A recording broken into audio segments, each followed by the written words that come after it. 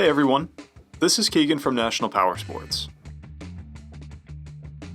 This 2015 Harley-Davidson CVO Electra Glide Ultra Limited with 32,707 miles passes New Hampshire State inspection and runs well.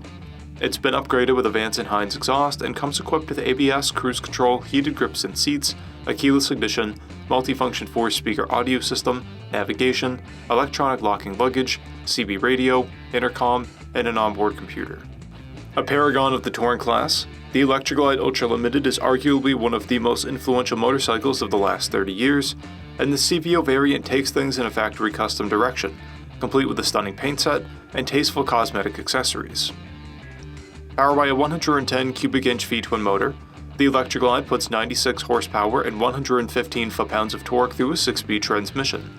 It weighs in at 908 pounds and has a 27.3 inch seat height. To see everything we know about this vehicle, including full mechanical and cosmetic condition reports, the service repair order, high-resolution photos, and more, please visit the listing on our website. We have also purchased a CycleCheck's Vehicle History Report. You can view this report by clicking the link on the right side of the video.